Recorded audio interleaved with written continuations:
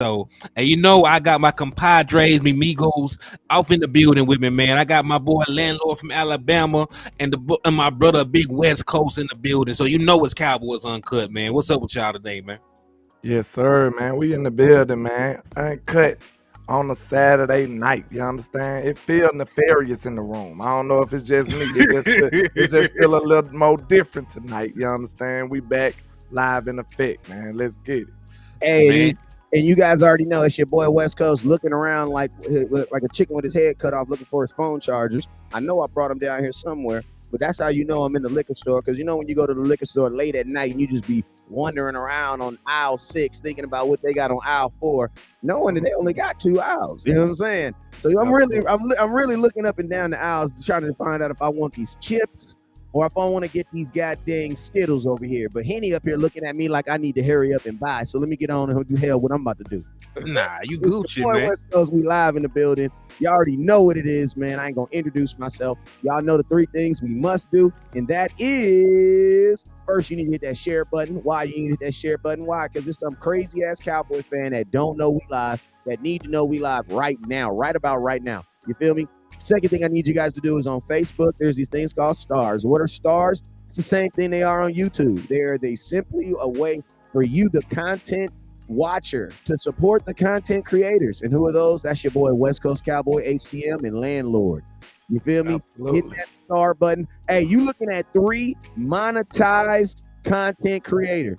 Ain't no Let's more get free, it. Randy. All right. That would have been the perfect drop. Ain't no more free, Randy. You want to start paying me for this shit. Congrats to HTM Sports, man. We got you in there, man. You in there now. You're a Man, made indeed. man, man. You're a made man. Yeah, man. You know, I am now a made man. You know, we're sitting here. You sitting here with the Cowboy Mafia, man. You know, nothing but made man. You got to make a phone call for you can touch anybody at this table, man. So you know. Absolutely. Absolutely. we Absolutely. in here. But hey, real quick, let me show some love to some folks that's done tapped into the liquor store. I see Peasy done poked his head in over here. Double R, part of the wrench gang that slid through the door. Salute to you. Miss Regina Green with the green that slid in. So salute to y'all. Also remember, if you come into the liquor store, if you slap the shit out of an Eagles fan, man, you will get half off all the merchandise inside the liquor store. And we got Cowboy Readers, we got Gene, we got Hen, we even got Eagles Tears. Now, that is a step down from Fitter now, so y'all really be careful when you consume that mess. But, you know, if you are daring, we do have that in stock as well. Absolutely. If you are a maniac, you know what I'm saying, you might want to mess with them Eagle Teals. I wouldn't recommend, though. I would not recommend. But okay, shout out to everybody rocking with me over here in the trap, man. Shout out to Jay Worthy. Shout out to Miss Regina Green with the green. Double Law, T-Mo, Matt Badney Gold in the building, man. Shout out to the Quincy Coleman in the building, man. You know what I'm saying? Shout out to everybody rocking. Indeed, man, indeed. So, you know, we're going to have a natural, real deal conversation because, you know, the Dallas Cowboys are gearing up. They're really off right now, right? They're gearing up to go to Oxnard, and we're going to see all these guys, you know, pretty much play for their football lives, the young guys. You know how you would just talk about it, I'm a made man now. I'm able to sit at the big board table. I ain't got to wear, you know, the little kitty handkerchiefs to keep food from getting on me. Like, it's grown man business over here.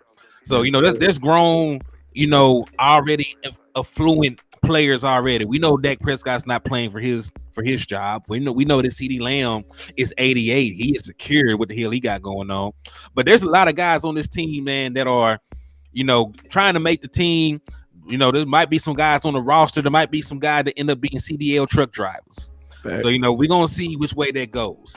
So I just want to ask a general question. What are some of the things y'all are looking for in camp?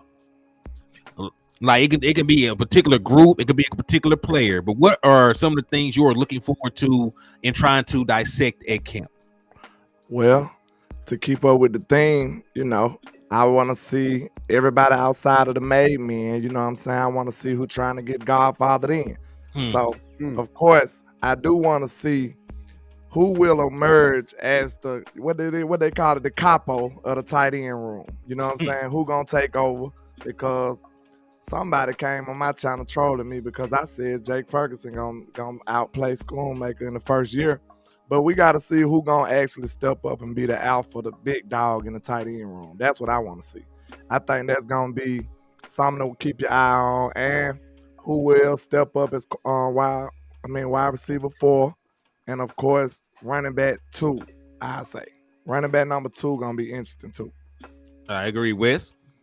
I'm, I like that. I like that rah-rah. You know what I'm saying? I ain't about that rah-rah, but I like that rah-rah gangster stuff. You know what I'm saying? So I want to see these wide receivers going up against, going up against Diggs and Gilmore and that young boy Van, and then also Izzy, a guy that played in the playoffs that, I think a lot of people aren't even taking in consideration.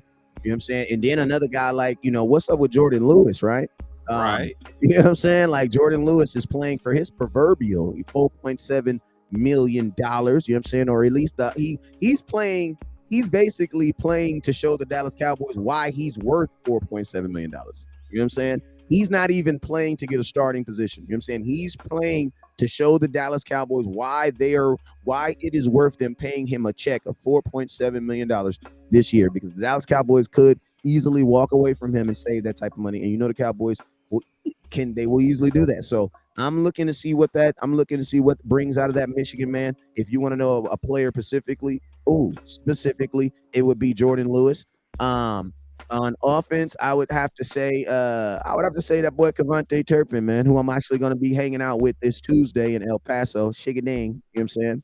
I'll be bringing y'all some content from there too, so make sure y'all tune in.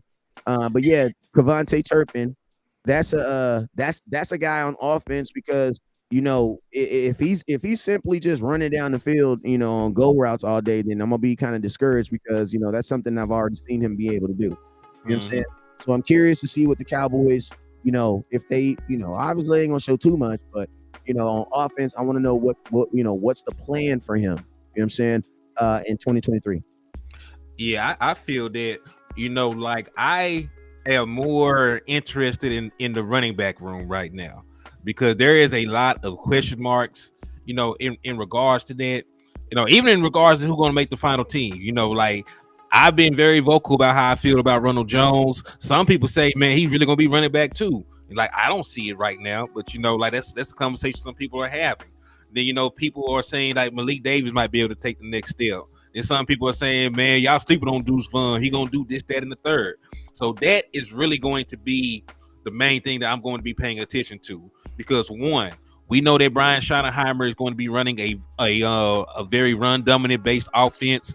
When you look at what he did in Seattle, they were the number 1 rushing attack in 2018. They were the number 4 rushing attack in 2019. And even when, they let Russ cook in 2020, they still averaged over 4.8 yards a carry. So they were still one of the most efficient running attacks in the NFL at that point. So, I want to see who can actually go in here and, thrive as running back too. Because to be honest with you, if somebody does not step up, the Dallas Cowboys are going to be running out like 4 different running backs, because he did it in Seattle. When Chris Carson went down, he only played 12 games. I forget which year it was, but there was like 4 different running backs that got like a bunch of carries, and even Russell Wilson was involved in the running game.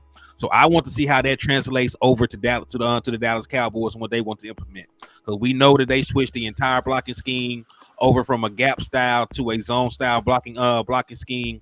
And on paper we have guys that fit it, right? On paper we have guys that fit the zone style run, but I still will feel more comfortable they did bring in at least one power back, because we saw with Marshawn Lynch excelled in the zone blocking scheme.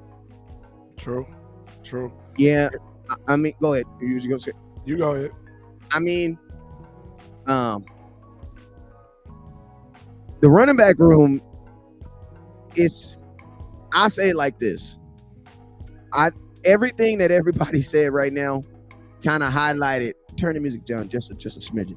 I can do that for you, my brother. This is liquor store. Hey, you know what? You got your own. Listen, you got your own section of liquor in the liquor store, bro. You ain't got a trip.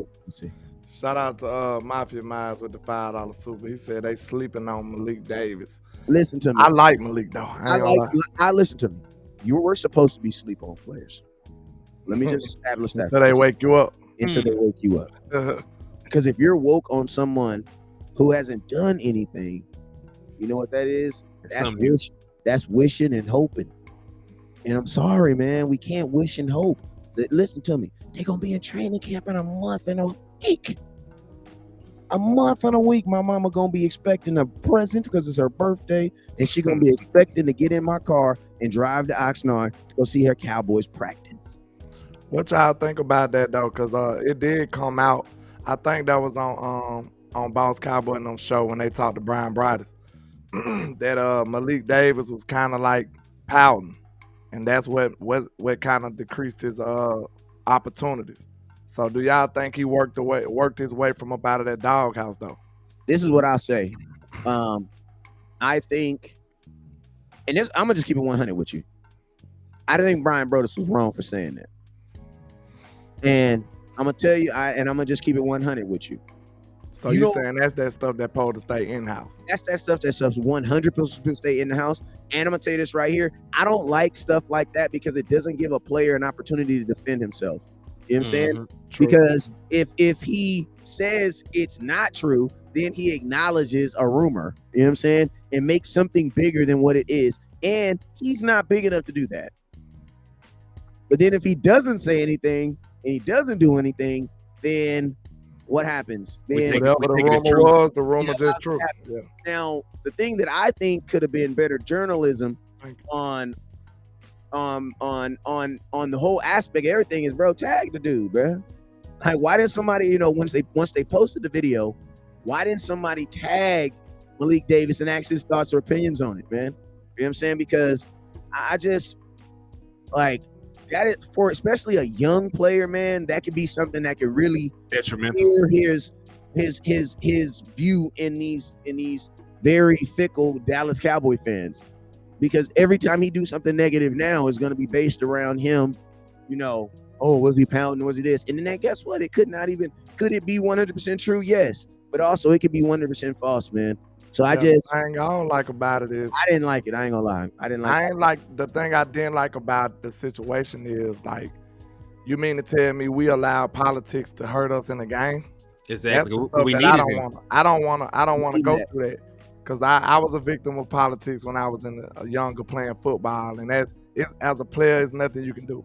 Like if a coach don't like you, it ain't nothing you can do. You could just play and hope for the best. You know what I'm saying? But you mean to tell me one of these coaches or one of these leadership positions, stubbornness kind of hurt us in the game? Because that's what that means. Because I really feel like Malik would have helped us. And if that's the case, you have a way bigger problem than anything. Because think about this. Malik Davis, in the grand scheme of everything, and no offense to him, is nobody. Right. And shout out to Regina Green for the donation. They got your entry into the raffle. So salute to you. Appreciate it, Regina. Like he's nobody. So yeah, last year with the third running back, right? Yeah, so it's like you can't tell me that you're telling me that the Dallas Cowboys allowed the third running back to, you know what I'm saying? And I'm gonna tell you this right here. Honestly, I see it like this, right? Because 2 years ago, I had this kid named Roman. Kid was nasty. Little kid was Roman. But he was a crybaby, bro. Every time he hit the ground, he cried. You know what I'm saying? So you know what I told his dad one day at practice? I said, look, man, I don't personally give a damn. He can cry while running the ball into the end zone. You know what I'm saying? Because I'm still gonna give him the football. You feel me? Because the boy got loose. You know what I'm saying? Yeah. My thing is this. I don't give a damn what he felt about the game. Bro, are you kidding me? I'm gonna hand you the football. I would have took it. I would have made it like this your chance to prove me wrong then. Bro, you know what I would have said? This is why I have a problem with it, is because you don't even hand him the ball. So that means someone made a conscious decision not to hand him the football.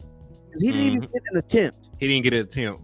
And listen, like we allowed that guy needs to be fired. Whoever decided that guy should be fired. I hope they already fired. I hope they're already off the team. Yeah. I want y'all to put this into perspective. That's not even how the Dallas Cowboys historically operated when we were winning championships. Like, we know, like, the kind of things that Michael Irvin allegedly did. Charles Haley threw a damn water cooler at, or was it a helmet? He threw something at Jerry Jones. So we did not give a damn about any of that kind of stuff. Pouting, wanting the ball, calling folks out, cussing folks out. We didn't care about that when we actually winning championships. So that's the wrong mindset to even have when you're trying to have a productive team. Now listen, I know he's a head case, but but Antonio Brown lasted in Pittsburgh for over a decade. Playing ball at a high level. They know he was hard to deal with. They kept all that stuff in house. You didn't know anything about this man, huh? Until they started barely making it into the playoffs. Yeah, then it started leaking out. But you know what I'm saying? Like when you in the playoff, when you in the playoffs and doing this, that, and the third, like they swore up and down that Antonio Brown was a model citizen. He was a God-loving man. They didn't say nothing bad about that man. Bro, I was just about to say, like, you assuming that this ain't the new school and like they actually keep secrets or something. Like, bro, this is the social media area. Everything is out in the open. You know what I'm saying? If nobody on the team don't get it, it might be a trainer that get it. It might be a janitor that get it. You know what I'm saying? Somebody gonna get that story. So it's just kind of a whole different time, man. I really hate it. But like we said, if that's what's hindering us from winning games, that's just ridiculous. Like, we need to play supposed to trump everything. See, like with me being a Bama fan, man, Nick Saban, that's one of the things he brought into our culture. He like, bro, if this freshman can play better than this senior, bro, he is playing. I don't care what you saying. This dude is finna play because he's better. That's that's the way you supposed to play football. If he's better, let the man play. Exactly. Man. I mean, that's the competitive nature. That's you have to keep football like that because that's what prevents football from turning into the NBA. You know what I'm saying? A sport that nobody really watches, bro. Like, knock it off. You know what I'm saying? Like, we have a favorite NBA team because we're supposed to. But it's like, we watch the NBA like some of the homies got dogs. Like, they got dogs, but they don't walk the dog. You know what I'm saying? They don't rub the dog. They don't take the dog to the park. They don't do none of that, bro. The dog is in the backyard on a chain. Got worms. Yeah, and every other day they throw some leftovers on a plate. You know what I'm saying? Don't even look the pole dog way. Yeah, bro. Can't look in the eyes. Oh, they just got a dog. I mean, I got a house. I got a dog too. I gotta get a dog. Gotta get a dog. Name? He'd be like, dog. The dog name was Dog. What's the dog's name? Dog. Black Dog. That's the name of the dog. The black one. Wrong. What's your dog's name? He got multiple dogs. He called one on the black one. The black dog. The black one, the choke one. Call him that dog. What's the dog to that dog? What's the dog name to that dog? That's the dog name. That dog. Man. I mean, that is the culture that you want. That is the competitive nature that you want. One thing I've noticed one thing I've learned about coaching is, that's probably one of the harder things to do, when you coach, other kids, you know what I'm saying, while coaching your own kids, because you want your own kids to be successful. But at the same time, I love the moments where I knew that there was another kid who could get a job done or get me in a better position to make plays. And I did that. I went with that. You know what I'm saying? Because then guess what? In those moments when I was like, I'm going to my son, I was 100%, and it was 100% football, and there was no daddy ball involved. You know what I'm saying? Because I knew that, hey, if in this moment my son wasn't best for that moment, I'm okay with going away from him and going somewhere else. Yeah, you gotta be unbiased as a coach if you're gonna be successful. Like, to a certain degree, like you can't be showing favoritism. Like, you'll be losing the game on purpose at that point. You know you need a hammer and you're gonna pick up a screwdriver. Like, that's foolishness. You know what I'm saying? Everybody has their strengths and weaknesses, and you're supposed to use players to the maximum of their ability. So if you're not gonna do that, you don't have no business coaching, man. So that's all I'm saying. I don't want politics hindering us. That's all I'm saying. Right. But just in the discussion of being in general about the running back room as a whole.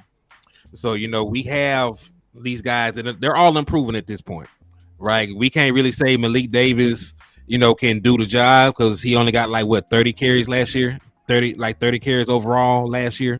Yeah. We can't really say Ronald Jones can do the job because he ain't did shit in 2 years.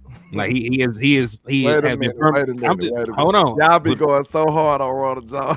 You and Wiz. Ronald They be like, Jones. Ronald Jones is I'm like, I don't know nothing about the young man, so I'm just learning from y'all. Listen to me. Ronald Jones, mama might watch this show. I'm not saying that your son is trash. I'll never say that. I don't like use those superlatives, but I will say this. Ronald Jones is a career backup running back. That's what he was at USC.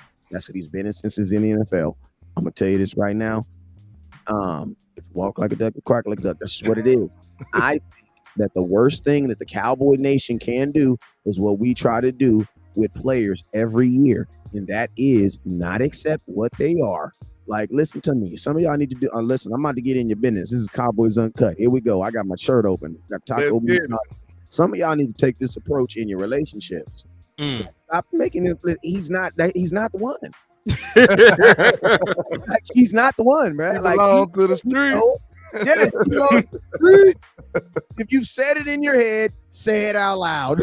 She belongs to the streets, bro. Let her go, bro. Yeah, man. Y'all here just up here loving on the girl. You can't keep telling you there's frost on the side of her mouth every time you catch her come in the house at 2 o'clock in the morning. Like, eventually you gonna have to put 2 and 2 together, my boy. We done. We done. Well, you lames. This is that is not frosting. Sorry. That is not frosting. Like that, man, that is not it frosted. Ain't hey, Jellyfield donuts in the world. Like, bro, you're gonna have to accept what is going on, my guy. There's not even no donut shops open at 2 o'clock. What she doing? Slide through the door, and she ain't bring you no donuts either. That is not Verizon Wireless calling at 3 in the morning, sir. It is not. I'm sorry. That is not Jake from State Farm calling that late. That is not Verizon, not Pizza Hut. No, Pizza Hut say, listen. We are not gonna hate on nobody because Cowboy men don't cheat. But I will. Straight up. Yeah, man. So y'all killing me with the Ronald Jones, but okay. Far as the DB room, what y'all feeling about the DB room? Because that's best in the league. We talked about Jordan Lewis. He's rehabbing, coming back. But outside of Jordan Lewis, I feel like Deron Bland should be cornerback 3 for sure. So outside of him, who you got? I mean, bro, like who gonna have opportunity? Like, I'm not up here high side and being a homer when I say we have the best defensive back room in the National Football League. We got a all pro, on one side. We got a former defensive player of the year on the other side. Deron Bland just had 5 interceptions from the slot position. Crazy. Jordan Lewis, your number 4 corner right now. He's been a starter this whole, there's not a 4th corner in the league better than Jordan Lewis. You can't go on the team. And he pissed off. And he mad too. So yeah, then he pissed him off too. I ain't gonna lie to y'all. I probably did. But he was on the internet talking. He was on the Twitter and he was talking shit. He had them Twitter fingers. He had them Twitter fingers going. Bow. That's all I'm gonna say, man. I said the whole internet went crazy. I had to hit Henny like, how I got to put my shirt on. What is you out here doing to these good people? Over here bothering these good people. Over here bothering these good people. Man, but listen, just keep going down the line. And listen, Jordan Lewis, you can definitely play ball. But at that moment in time, I wanted that 4.7. I wanted that 4.7. I ain't gonna lie to you. If you're listening to a mixtape, right, or an album, and they said the worst artist you're gonna list on there is maybe like Snoop Dogg. You know what I'm saying? You're like, he a little outdated, but I can get jiggy with some Snoop. Okay? Uncle Snoop, Snoop. Everybody can get jiggy with Uncle Snoop. Yeah. Think about this. Your worst corner is Jordan Lewis, bruh. Oh, your I can get jiggy with that, bruh. I can listen to Snoop Dogg all day. We'd be all right. He got enough hits, right? And then we can go deeper because what role is Izzy gonna play on this team next year? He gonna play safety. He gonna be we forgot. You remember the other day we did the show? Somebody made a comment was like, y'all forgot about Izzy.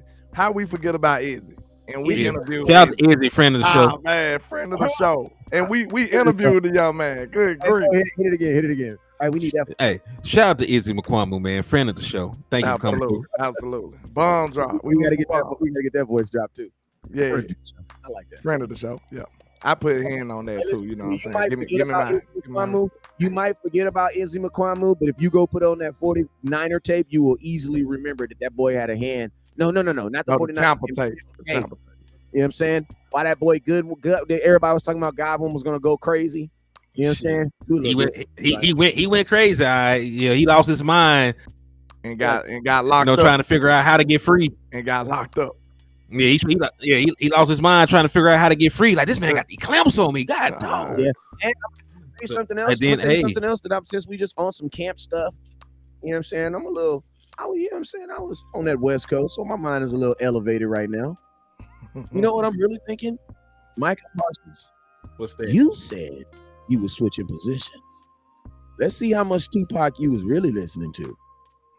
His word on the street is you said that, but I ain't really heard the Cowboys back that up since you said that. No, Dan Quinn came and tapped him on the wrist. Bro. Dan Quinn said, "Nah, you know, if you ask, Dan Quinn said, yeah, you want to know about position changes, ask me." Pause.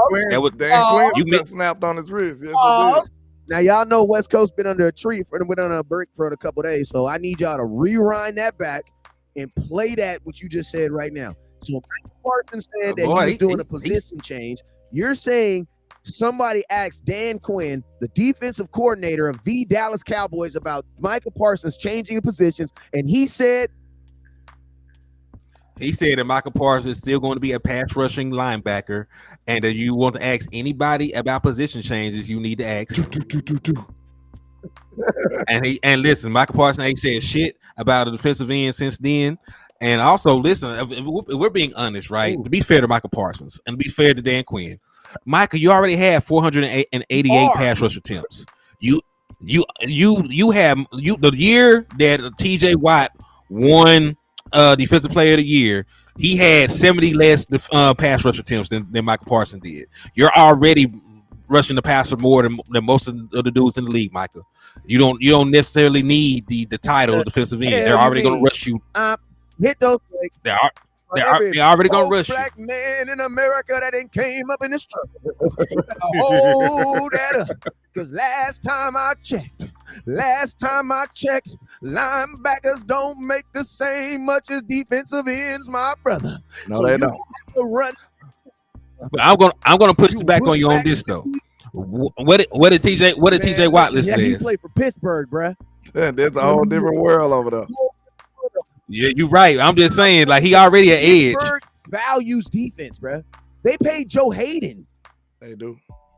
Like they did pay my boy Joe Hayden. Hey, don't say that like Joe Hayden. It wasn't one of them. Come on now, hold on. I'm gonna tell you a better thing they did.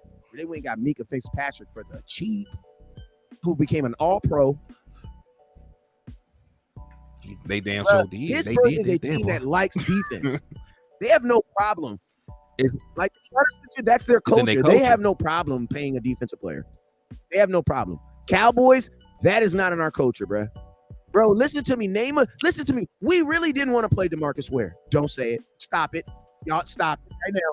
We're going there, but they didn't. They still didn't pay him the second time around. So I'll give you that. DeMarcus Ware. Y'all love him now because he got a Super Bowl and it makes you feel weird. I know it, but they did not want to pay him, bro. Go ahead, Eddie. You can. What, you want somebody else? Go ahead. They paid. Well, I ain't gonna say nobody because listen, Michael Parsons is gonna probably have to hold out like everybody else came before him. I'm telling y'all, I don't think they gonna want that smoke. Dan ain't gonna stand for that either.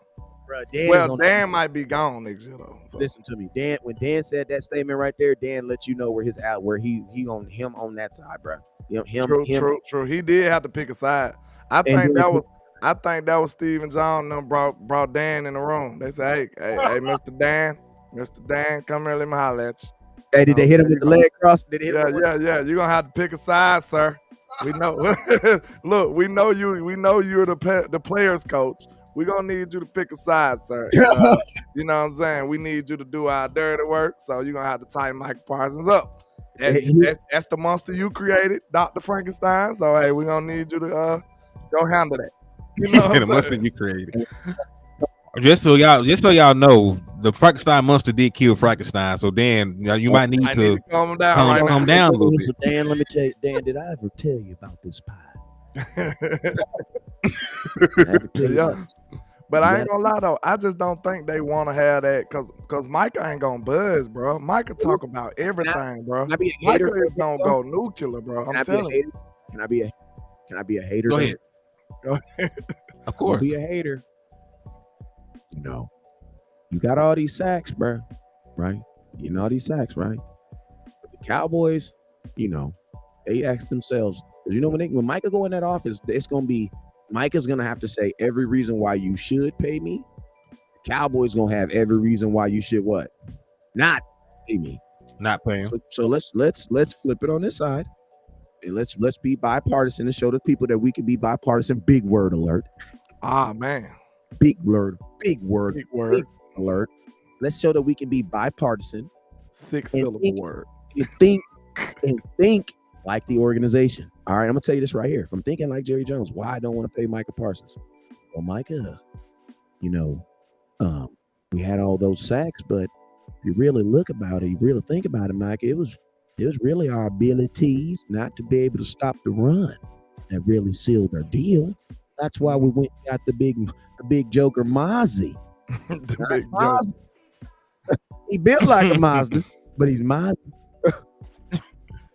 So Micah, you know, I know you got the 14 sacks, but you got to think Dorrance Armstrong had 7 sacks. But though, my bad. Correction, he had 9, and then Sam Williams, landlord, he calls him Slam Williams. Slam. How many sacks you think he gonna get? Look, that'll be funny, Jerry, like that old landlord. That old landlord. That good old country boy down there now. Do we really think that sacks, or the ability not to get sacks, because DeMarcus Lawrence got paid and he wouldn't get no sacks, is gonna be the difference between we winning it all? That's a question Mike got to answer, bro. Yeah. Go ahead, Henny. What's your hate? Let me hear something. And don't nobody clip All this right. and send this to Micah Parsons like, hey man, they over there hating on you, man. You better. He This will is hate on respond. purpose. This is hate on purpose. This is hate on purpose. Go ahead, Henny. Hate on You're purpose. Jerry Jones. You're Jerry I can't- Jones. Why aren't you paying Micah early, man? Let me know. Well, you know, there's this boy out there that's slaying the ball real good. You know, we sort of need to give Mr. Prescott about $50 million next year, Micah. And I know you like to win, and it all starts and ends with the quarterback, Micah. So I need you, just hold what you got. I'm gonna get back to you. I promise you. He said, "Hold what you got." That ain't no southern term. Hold what you got. Hold what you got now. That is the most disrespectful thing I ever heard in my life. That boy said, just hold what you got in your pockets. Hold what you got. Actually, let me go get this money to a whole nother dude. And me and Roger said, Jerry gonna say, I need me some glory hole. Oh, that's all I need. That boy Yeah, said, go hold what you got in your pockets. Hold what you got. Landlord from Wakanda said pay that boy some cash. Don't even pay the man on You gotta Saturday. pay Mike on the He said- table. Look, Just I'm lay him on telling the you right table. now, I ain't gonna lie, y'all. My take kind of crazy because I mean, Hey, what's the hate I'ma you gonna try to give? I'm gonna You try Jerry to bring Jones? you some hate. All he could say is, well, you're not one of those Von Millers and those what his name is Hey, but fine dude from L.A. listen to me. He is. You're not him. You're not Bosa. You're Aaron- not Aaron Aaron Donald. And how many defensive He is players for of the us. year you got, Micah? You didn't even get a vote. No. They gonna say you didn't even get a vote, Micah. I need y'all to know. This is hey, This is parody. Don't take this and send this to the Now, Micah look. now. You know how nefarious that negotiating table is in the Joneses office now. Them boys is probably the most nefarious people ever. Man, In the world, I would Craig. not want to negotiate with them. So you already know Dollar Bill is gonna bring out everything the kitchen sink at Mike. who said you didn't even get a vote? And you ain't even getting no vote, sir. Shout out to Mafia. Hey, this your Shout out super, to my boy. Mafia Mile. He says I've never been too hard on Jerry. But if he ever let Micah go, I'm gonna jump on that Jerry hate bus. I feel you, bro. Cause look, this the one thing. Hold on 1 second. This the one thing with me.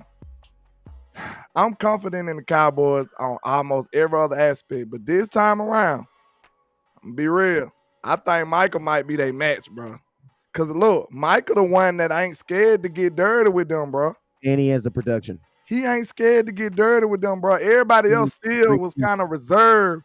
Even though the Joneses was being super dirty, they still was kind of reserved. They like, well, I'm not studying what they talking about. You remember how many shots Dak shot down? He wasn't really playing with them. Micah gonna come right back with them. Micah gonna be toe-to-toe with them, bro. I don't think they want that kind of smoke with Micah. I think Micah's trying to be in front of them.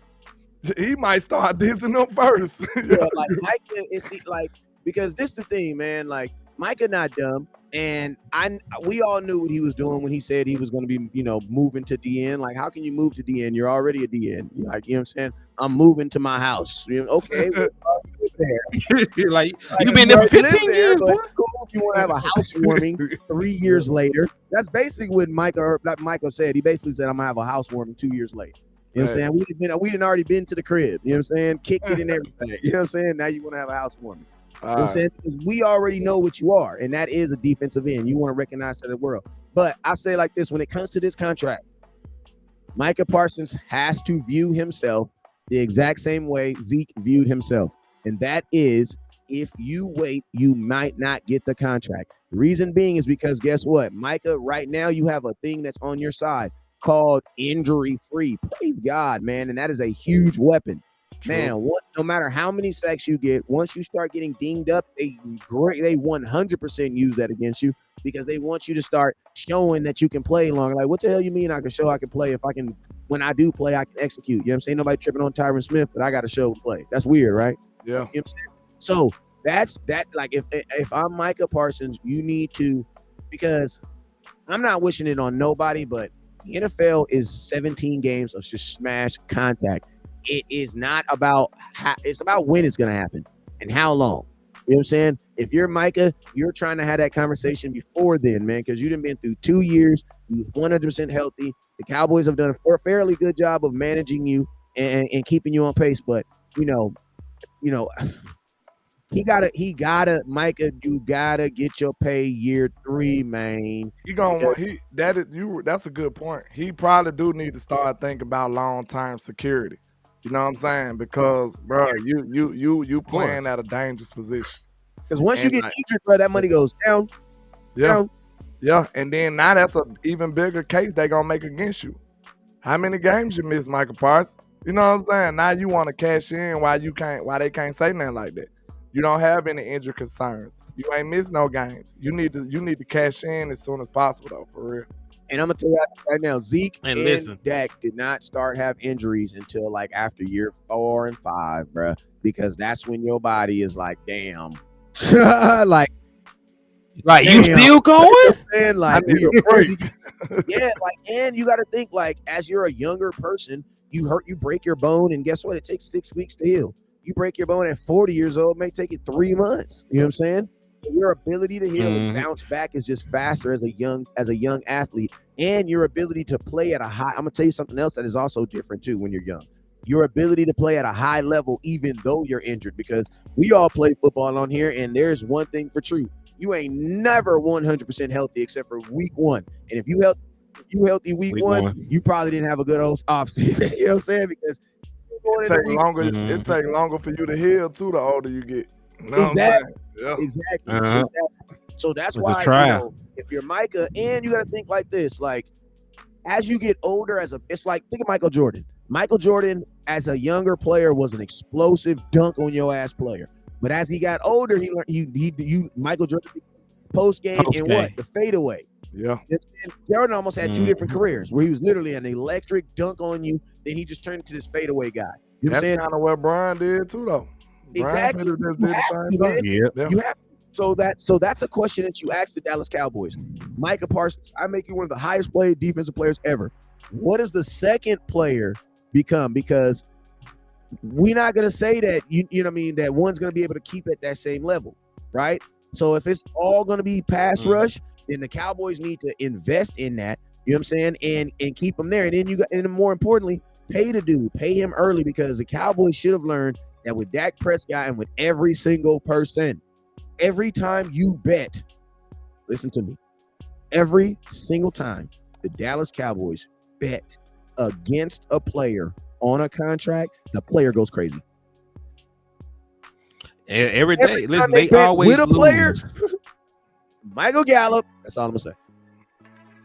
Listen, they always lose when they try to bet against their players. They betted against Dak Prescott. It cost them. To bet against him twice. It cost them a lot of money, right? Because he went out. Yeah, DeMarcus Lawrence. They really tried to bet against Zeke. He had to go to Cabo though. He really is the one person that got ahead of that train that was coming for him. Because Ezekiel Elliott would not have gotten a long-term deal with the Dallas Cowboys had he not did what he did. You know what I'm saying? They would have let him play out that rookie deal. Right, they probably would have franchise tagged him once or twice. Then, hey, that's 7 years. It's over with, just like it is for him now. Just like he's gone now, man. Because I feel like they kind of showed you a little, like, what can I say? A little progression in the right direction. Bars the way they did Donovan Wilson. Donovan Wilson didn't get a long-term deal though. That's why I won't give him the whole bone. I just throw him a little doggy treat or something. You know what I'm saying? He got 3 years, didn't he? That's pretty long. That's pretty long. That's long for a safety and longer than what the Dallas Cowboys ever do. I don't think the Cowboys wouldn't have signed him, bro. We wouldn't have got Donovan Wilson back if we was operating under the way the Cowboys usually operate. We wouldn't have signed him. But they did not re-sign Jaron Kearse to a long-term deal, did they? They only gave that boy 2 years. This is last year in Dallas. Right here. I think the reason why they're doing that with the safeties is because you have to make the safeties indispensable. Because, bro, using the safeties the way you're using them, there's no way in hell you should. It's like, bro, you can't. If you're gonna use these safeties like this, you have to be able to. I don't want to be disrespectful, but you got to drive them like a rental, bro. Like, you know what I'm saying? Like, and like you can't say in and out. Bro, you can't be, if you're going to use Donovan Wilson the way you're using him right now, bro, you can't sign him to no 5-year deal because he's not going to make it, bro. Like, about this. Them boys is little, bro. Right them now, boys is little. Listen to me. Right now, I can guarantee you that dudes is going to miss games, bro. That's just what it is. They're going to miss games. It's now about when they're going to miss games and managing games. And guess what? As an older man, I've accepted that I can't, I'm lactose. I can't mess with the milks, right? I can't mess with cheeses, you know what I'm saying? I can't mess with it, right? It's something else that I've also understood as an older blogger and an older football watcher. Injuries are a part of the game, bro. They are a part of the game, like winning and losing, bro. Yep. So now that's why you're able, like when people be like, oh, well, what would you do with Tyron Smith? You know what I would do? He wouldn't play to week 6. Why? Because I'm factoring that in already. They do it in baseball, nobody trips. You know what I'm saying? Football is just a sport where it's like you gotta play all 17 games, bro. They're not doing it in any other sport, bro. Then they trying to push for even more games. They want 18. This gonna change the whole strategy you have for surviving throughout a season. Know what I'm saying? That's probably the main reason they giving you the extra quarterback slot. Know what I'm saying? Mm-hmm. Because this is a long gauntlet of games that you got to survive. So it's not good for players like Donovan Wilson and J-Ron them. They small, playing out of position. You know what I'm saying? We asking them a lot. That's a lot of strain on them. And the hypocritical thing in the whole hypocritical thing in that new rule though is 2 years ago they let Denver Broncos start a wide receiver at quarterback. Want to know why? Because it was a game that it didn't matter. Yeah. Oh, but when it happened to the 49ers in a playoff game, they get a whole rule change. You know why? You want to know why though? Because I just want everybody to recognize that. That's it. That's the truth. It's not right, but at the same time, far as they brand go, they probably they worried about the quality of the product. What can I do? The quality of the product. Yeah. So they like, well, this the playoff game. We can't have that no more. You know what I'm saying? Well, I'm gonna say this one thing. I know it's out subject, but it's about the Tyron Smith thing. I don't know if I would keep him out for 6 straight weeks, but I'm damn sure going to mitigate when I put him in. You know what I'm saying? Like, hey, if I'm playing the Giants, I might not need him. But he might play 2 games in that first 6 weeks though. Cause I might need him to stop the 40. I might need him to stop the 49ers, but I may not need him to stop. You know what I'm saying? But I definitely would mitigate that. You're right.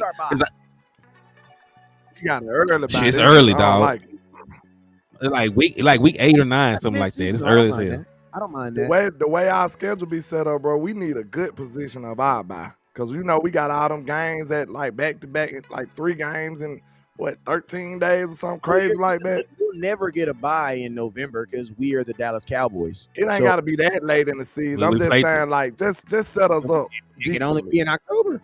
Like our bye, it can only be in Shit. October because you got It'll be in December. You can't get a bye in December. That's Not that late. yeah. They're not gonna give you a bye in week 15. But I'm gonna tell you what I honestly think the NFL should do for the whole bye system. I think that they should have rotating bye because that's what they do in flag, where it's rotating buys, right? Where it like they take 16 teams. 16 teams would have a bye like week 8, and then the other 16 teams would have a bye week 9. You know what I'm saying? So it's even as fair as it's possible. You know what I'm saying? And it's basically like a breakup, like on the half. And what I would do is I would move the trade deadline to week 10. You know what I'm saying? Because then you have literally a 2-week thing to get a player in and where you don't have to play him. You know what I'm saying? And it makes freaking sense. Like, it doesn't make sense for Denver to have their bye week 7 and then have to play 10 straight games and then go into the playoffs. That's horrible. You know what I'm saying? I want because you got to think, man, at the bye, a lot of times that's when teams change, what the little things they're going to change. They little tweaks for the season. Yeah. But I don't like, we usually be due for a break around the time we going towards the playoffs and stuff, though. That's what I don't be liking, because we be coming right off all them games and other people don't. So I don't be liking that, man. But maybe this year, Mike McCarthy, this is like, his 3rd year, 4th year, like having to deal with this type of gauntlet that the Cowboys do. So maybe he found a system that he liked the best, because I ain't gonna lie, down the stretch, it seemed like we got a little tired. You could tell by the performances. Know what I'm saying? I know that Tennessee game, we looked like a tired football team. We were a tired football team. We just played 3 games in like a 12 or 13 game stretch. You know what I'm saying? There's a lot to try and recuperate from, man. You just played. You just played like a couple days ago. Now you coming off a high. You just played your divisional rival, the folks that hate you the most.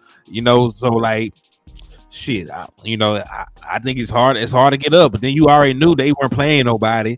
It's hard to get up physically and mentally for games like that. But they came out with a win. We still won by the amount of points that people say we would win by. My little daughter on here like my happy Father's Day. That's my daughter Harmony right there. My little girl. Hey, Harmony. Hey, salute to Harmony, man. But yeah, indeed. Yeah, all right though. So let me ask you about this, man. And this is totally out subject, but I wanted to bring this back around, to the little camp talk that we started with. So in camp, right? I was just going to ask you, because we do have that question about Tyron Smith, right? Hey, and also real quick, shout out to Melvin Brownlee for the $10 donation. They got you an entry into the Dallas Cowboys ticket raffle. So if y'all want, she sent the donation over here. Hey, real quick, shout out, hey man, y'all know I be tripping, bro. Shout out to Regina Gein with the $10 donation. Shout out to Melvin Brownlee with the $10 donation. I appreciate you, man. Shout out to y'all. Shout out to Melvin on this end too, man. That's dope the way y'all show love to everybody. We appreciate y'all. Hey, we definitely appreciate that, man. That's love right there. But now, because we do know for a fact, right? Part of keeping Tyron Smith is mitigating, the fact that he does have a injury history. So who are you expecting to step up in that swing tackle role, or are you expecting somebody to be a swing guard to kick Tyler Smith back out? What would you prefer? Because me personally, I would want us just to find a really good swing tackle so we don't have to play musical chairs with the offensive line. Because if Tyler Smith goes to left tackle, that means somebody else has to come up and play left guard. So there's 2 different people playing, in different positions. So that's what 40% of your line is different at that point. So I really would prefer us just to have a really good left guard. A really good swing tackle to step up during preseason that we can plug and play. But what are y'all thoughts? I would say, who are the best 5 that I have? I would say who my first best 5 offensive linemen, regardless of position. And then I would write those 5 guys on a piece of paper. And then I would just hope that I have 2 tackles, 2 guards, and a center in there. Just go for what's best. Go for it, bro. Cause I ain't gonna lie, like that's a tough question because I mean we got bodies, but we just don't know what they gonna do. We don't know the level of life. That's what I said, just go with the 5 best. Just It go is with a the fact. 5 best and just in whatever positions, bro. Like actually 4 best because Zach Martin is where he's at. Well, that's for sure one you Mhm. got. You got Tyler. I mean, we know what our top And 5 I ask is. you a question. It's not the. Has there been an injury update on Terrence Steele? Is he practicing? I have no earthly idea. You know, they that- supposed to that- start on the pup or something, but I don't know. Because I don't listen to me, we might be counting a guy who's not even there. Well, see, they already said Let's would be right tackle 2 if he was to go down. And he Right played tackle. left tackle. He playing both Feel in about off season. Udoka. Do you I think have he no- actually got a I don't know chance? who he is. That's why I said he's a body. I think he's He's horrible. a body. Then you got another body in the Bass kid. You got another body in Let's Go. Oh, hold on. Hey, I'm standing on the table for just saying, TJ he's Bass. a body at this point. We don't He- know. he a we body don't at know this point. what You the right. level of life or inside the Why body. you We just standing on know the he's table for there. that dude? Why you standing on the table for that dude? I need to know. Yeah. TJ How Bass much is a did he pay guy. you in? Because we know you don't stand Hold on the on. table for nobody. How much did the cash I like TJ Bass. How much did he send you?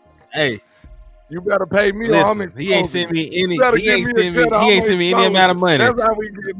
He ain't sent me any amount of money. Hey, that's how I work in the track. Hey, first and foremost, man. Right. You know, hey, We started. Hold on. We Now started listen, if the show somebody- talking that mafia talk. hold on. If somebody was to pay me, there would not be a paper trail. I want you to know this. We got levels to this. So you shit. Look, we started out talking about the mafia, so hey, we had to have a little extortion in there. We had to. I want to know what's up. Why you like him so much? For real though, but TJ Bass, he's a guy physically that I think is plug and play. We moved to a zone style scheme. He was the highest rated zone blocking player in the NCAA for 2 years straight. Why you So tell that's us one that of the before reasons you- why. Yeah, before you just, you know what I'm saying? Oh my God, bro.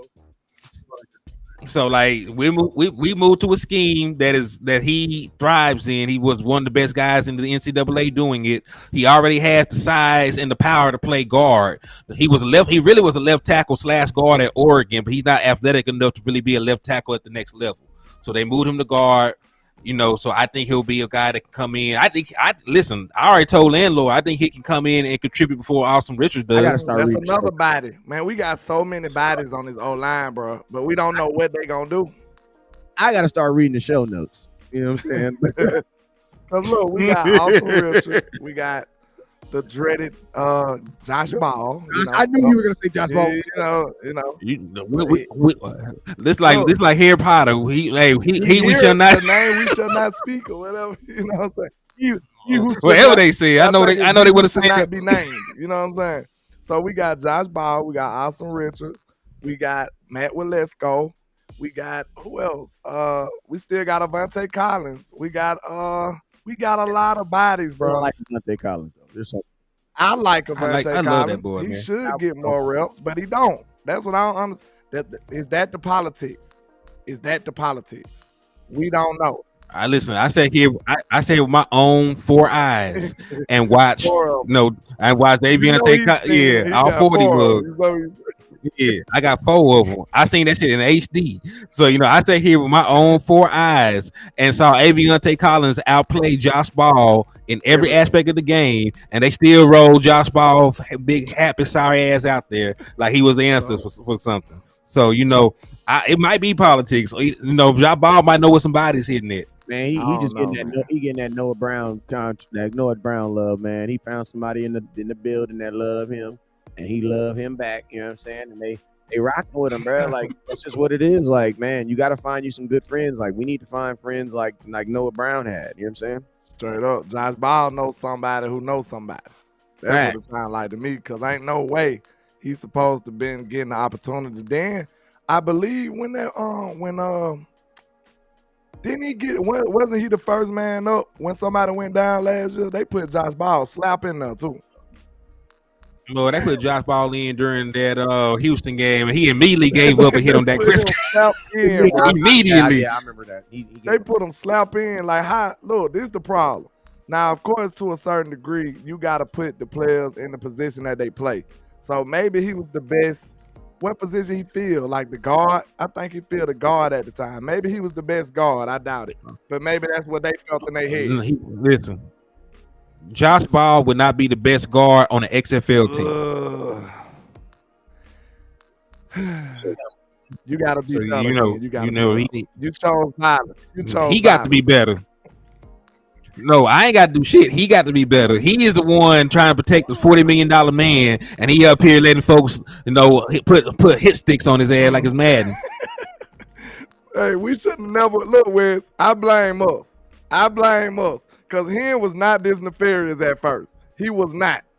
Nah, landlord, you told me. You told me. We can shut his blame, bro. We can shut his blame. Because we made him way too nefarious, bro. He supposed to have been on a 5, 9. Hen is on like a 17. I don't know what's going on. I don't know. Listen, you told me, man, it's not about being in front of the camera, being a character. You just need to be yourself, Gary. Okay, I can do that. Don't ever listen to me again. I don't need to do nothing. Look, Miss Regina brought it to my attention. Miss Regina said, "Hey, man, Hen been hanging around y'all too much. Y'all done made Hen nefarious." I said, "Yeah, you right, Miss Regina. You right." He said, "No, I don't need to do nothing." I ain't protecting nobody like this. You got this man life in your hands. You out there playing like that. Like, you should be ashamed of yourself. He said he gave up a sack immediately. Like, good grief. Like, man, they hadn't even blew the whistle yet. Dak Prescott got hit. He got me sweating him, man. And Dak trying to get paid this year, bro. And Dak getting paid this year. Yeah. Man, Dak getting paid. He ain't gonna pay no $59 million. Yeah. Man, he ain't pay. Yeah, listen, Dak Prescott gonna get paid by default. I don't even know what people are talking about. Like, Dak Prescott can go out here and throw 20 interceptions. He finna get a contract extension next year. I don't give a damn what people talking about. Like, I just need y'all to put this in perspective. Jerry Jones is not paying he ain't gonna pay his own son $59 million, for a year of work. So he's not gonna pay Dak Prescott $59 million for a year of work. So Dak Prescott gonna get an extension. It doesn't matter what he do this year, even though I expect him to ball. I expect him to go crazy, but he's gonna get a contract extension by necessity. He's gonna get about $50 million or more. People are gonna cry about it. Like, listen, Dak Prescott could win MVP in the Super Bowl. Somebody's still gonna say he's overpaid. Well, if Brandon Cooks wouldn't have got wide open, we still wouldn't have won the Super Bowl. So what you giving Dak the credit for? Man, I'm like, no, that's sort of the point of you. Listen, Dak Prescott, they want Dak Prescott. If Brandon Cooks wouldn't have caught that pass that went right in his hands, we wouldn't have won the Super Bowl. they want Dak Prescott to run for 100 yards. They want him to catch he want to throw the ball to himself, catch it. I just want to know what they want from that man, bro. Like, hey, Dak Prescott is the only dude in the NFL that got to win with style points, like it's still in college. Like, you trying to win, get them Heisman votes. More, bro. Like, it's just crazy to me, man. It's crazy. Like, they gonna find a reason to hate on that young man. I don't get it. That man Dak, I thought it was just, it ain't just Dak. Cause me and Boss kind of went over that discussion. Who probably got the most hate though? Romo or Dak? I don't know. That's a good question. Probably Romo, to be honest with you. Probably Romo. You think he got more than that? I think Romo. I think it's hard to say because Romo wasn't really in the social media era. Like early on. So think about this: no social media. That was major networks right now. Yep, they was killing Romo. But look, though, one thing I will say, to me, Lil Wayne and the man. Romo, the way Romo got his blame though. He had a lot more tragic moments, like in the big moments. I don't think they was all on him because I said it on my show. And we is not. Let's top it now. No, we ain't gonna go through all that. Let's go. This is all I'm gonna say. Nope. He had more wide open moments. Nope. We're not doing this. We are not doing this. Nope, because I ain't got time. Nope. I rock with Romo. Romo, my guy. Romo, my guy. Nope. Nope. Oh, Troy. That's Troy, ain't it? Man, what you talking about, boy? Oh, that's 9. That's 9. That's 9 on there. We is not doing that because that people. That's I ain't gonna. We can't do this tonight. Nope. Not tonight. It is almost Father's Day, man. We're gonna let Wes make it, man. Night, though. We can definitely do it another. We'll do it another night. Debate. Who had the most hate, Romo or that? About Romo, bro. Like Romo, man. That he got the Romo sucks. I'm out, man. Hey, man. We gonna go live at some point tomorrow, man. But listen, we gonna do this Romo show. Let's do it. You is not gonna be sitting up in here. Oh, I told you, I'm a Romo guy too. I like both. We was down 14 points, and you saw Romo running out that sideline, shoulders jigging it like this. I'm out. Yeah, man. Hey, Romo was out there balling though. Bro, Romo, I just don't feel like we put the team around versus the Denver Broncos threw an obvious interception. Why? Because bro, you didn't threw 5. They didn't played all games, and they blamed him. Bro. He went toe to toe with a legend. Even though the defense gave up 51 points. They out here dropping NCAA scores on the score 49. I think the score was like 49, 51. Yeah, he was chasing 51, bro. Yeah, that was tough, man. I just remember the moments was just too much like out in the open. Like it was like the end of the game. Romo, interception. I think that happened more to Romo than that, and that's what gave. Yeah, because he didn't throw in. The points. That's what it was really. If you really watched the game, it was like Romo would score. I just did the situation not too long ago. It'll be like the defense, Romo will score, and we'll be up like 3, and then the other team will come right back and score. Now we down. And then now Romo got a score in like 1 minute. That was the situation like almost every time. Like real talk. So now Romo got and like you said, and we're situational because Tony Romo has a better interception ratio than Peyton Manning does. It don't even sound like we less interceptions than Troy Aikman. I'm out. I gotta go. I'm out. You leaving for real, good? Oh, okay. Well, that's understandable then. Landlord, you got a life? I probably need one. Let me see. Well, you gonna rock with me a little bit longer, man? Well, we can. Let's see what the people say. Do the people want us to keep rocking? Y'all want us to keep rocking?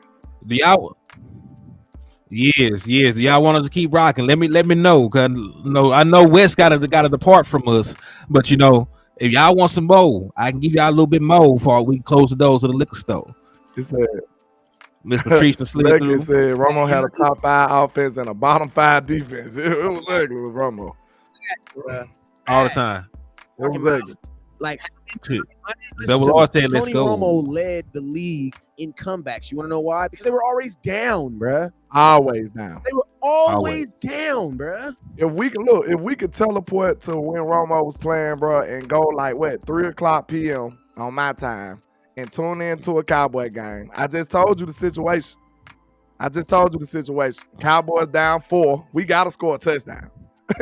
Cowboys down 4 with 1:30 left. Where we at? Probably about the 35-yard line. He got to really drive to do it, and it's not gonna work out every time, bro. It's just not. Man, you ain't lying. But shit, they saying keep rocking, landlord. You down or what? Time for the people, man. It's for the people. Y'all be blessed, man. My daughter back home tonight, so we taking her out. We can go handle some dinner, some other stuff, man. So you already know what it is, man. Y'all never look at the stars up. All right. Let's go. Hey, happy early Father's Day, boy. Happy Father's Day. All right, well, hey, we in here. Yeah, man, like that, yeah. I don't want to talk about the stuff that happened to Tony because that was a bad time to be a Dallas Cowboy fan. You know what I'm saying? Like it was, and that's one of the reasons why I think Dak Prescott gets a little bit too much hate. Because even though You know, he has not been a perfect quarterback. There's no such thing as being a perfect quarterback. He has not had 3 consecutive 8-8 seasons. He ain't never had a season where he only had 6 wins under his belt. You know, we've had a winning season, or at least a 500 season, every year that Dak Prescott has played. Matter of fact, this man has a top 25 win percentage all time. Like all time, like there's only like 23 quarterbacks in the NFL history that has a better win percentage in regular season games than Dak Prescott does. Happy Father's Day, so you, Patrice, thank you. Yeah, thank you, Miss Patrice. Salute to you. So you know, like it's not like he's out there losing a lot of games anyway. And even when you look at the postseason, like the man had like a 3-to-1 touchdown interception ratio. So he's still 3 times more likely to score in the postseason than he is to turn the damn ball over. So, you know, I think it's all optics. You know, just because we don't end up winning the game, somehow I think it's just low-hanging fruit. I think it's just people don't know what they're talking about. They just look at, hey, if the quarterback don't win it, it don't supposed to be won. That's not, I said this, Hen. You will have to be a stone cold fool. Like there's no way to look at this, no other way to look around it. You would have to be a fool if you was a GM and you constructed your team to only depend on the quarterback. That's not how it goes. That's not how it goes, bro. You would be a fool to do that. So the burden is not solely on the quarterback, man. You can do it with if you build your team in the right way.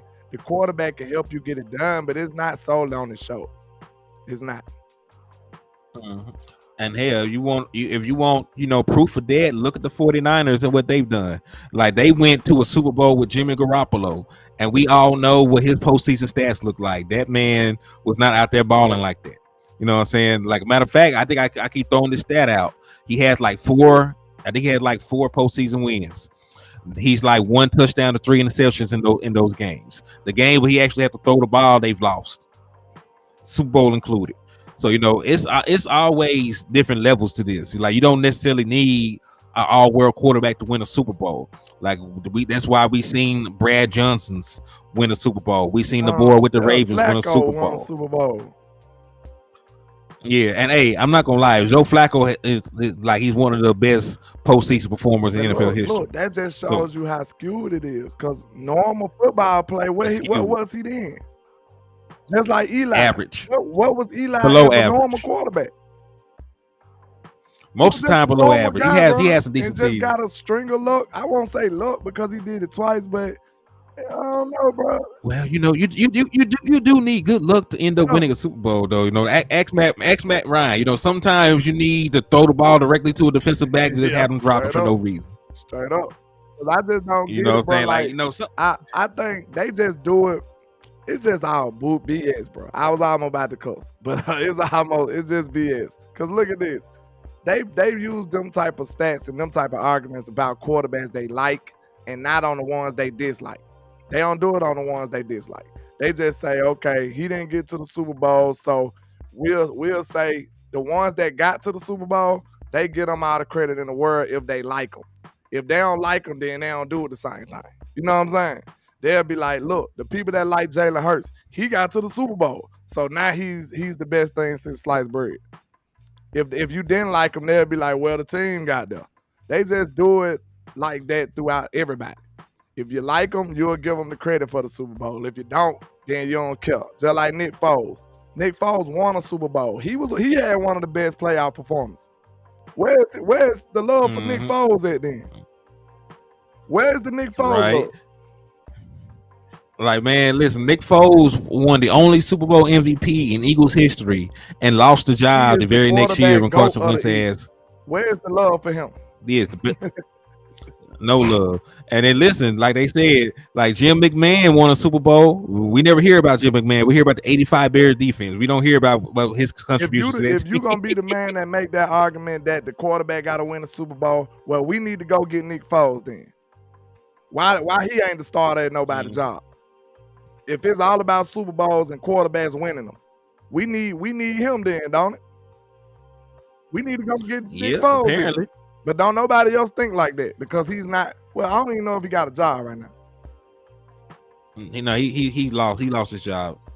But the point is, it's not like it's open to close. Even if you're a great quarterback, it's not guaranteed that you'll be a Super Bowl winner. Phillip Rivers was one of the best prospects, coming out of college. He Marino, might be before your time. Fran Tarkenton threw for almost 50,000 yards, before they were even throwing the ball like that. He was a Viking though, so he never won a title. It just happens like that, man. It's more than that. It takes more. It's not just the quarterback, man. You could tell, like, man, it just be people with agendas that say little surface level stuff like that. They couldn't be honest. That's doing nasty, dishonest work. If you just saying, oh, the quarterback, it's his fault. Everything is the quarterback fault. That means you have an agenda on the low. You just don't want to reveal what it truly is. That's all it is. Real talk. Facts. Free boosting. You know what I'm saying? They trying to pin that man. They trying to pin that man for Instagram Live. That ain't gonna stick. Yeah, they wilding. Dak can't even get us to listen. Dak shouldn't have to get us though. Hold on. Let me ask you a question. What was Peyton Manning's playoff record going into his 8th year? Ask the question. Put it in the chat box for me. What was Drew Brees' playoff record going into his 8th year? If we finna do this with the Quincy, just let me know so I can mentally prepare myself. We're going to do it for a couple seconds till we go back to more important things. I just like asking regular questions. What was Matthew Stafford's playoff record going into year 8? Nothing. He was terrible. Yeah, so Drew Brees had one playoff win going into his 8th year. Peyton Manning was 2-4 with the same playoff record as Dak Prescott. No, he did not get a Super Bowl till year 9. The why I asked you what was his playoff record going into year 8. You're saying he got a Super Bowl, but he did not get a Super Bowl till longer than Dak Prescott's been playing right now. Yeah. You can, yeah, exactly. That's the point. They had worse playoff records at the same point in their career as Dak Prescott. That's the point you're not getting to, Quincy. You talk about stuff they did over the course of 20 years. Quincy so gangster. He hate on Facebook and YouTube. They're on a different level, mate. Then look, I tell him every morning because when I do my show, it be in the morning. I say he wake up out the bed, roll over, stretch, brush his teeth, and then continue to hate on Dak Prescott. So he did that and then came back later on the night and kept hating on. I don't know what he did. Boy, hey, the Quincy. Drew Brees could not carry a team in San Diego the way he lost his job. When did he carry a team to a Super Bowl? I could have sworn that they had to put hits on niggas to win a Super Bowl in New Orleans. They had a whole bounty gate. Then Peyton Manning had 3 Hall of Famers. That man had 2 Hall of Fame wide receivers and a Hall of Fame running back, and was getting tore out the frames. I don't want to hear about nobody getting carried. That man could not beat Tom Brady to save his mama life. If Rodgers did it one time, but he failed all the rest of the time, like that don't mean nothing to you either. You still have the same mindset. Rodgers can't carry nobody. He was losing to the same team Dak been losing to, the 49ers. That's who Rodgers been losing to. So I just don't understand. And actually, Rodgers had a worse game than Dak did against him. Mm-hmm. Got the brakes beat off him at home, man. They supposed to be playing the frozen tundra. They didn't care about that. They went in there, punched that boy in the mouth. They've been taking that man money since forever. He said, "Don't do that." Brees lost his job in San Diego due to injury.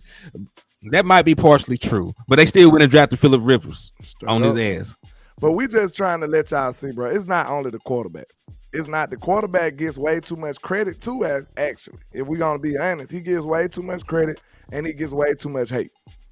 That's just the nature of the quarterback position.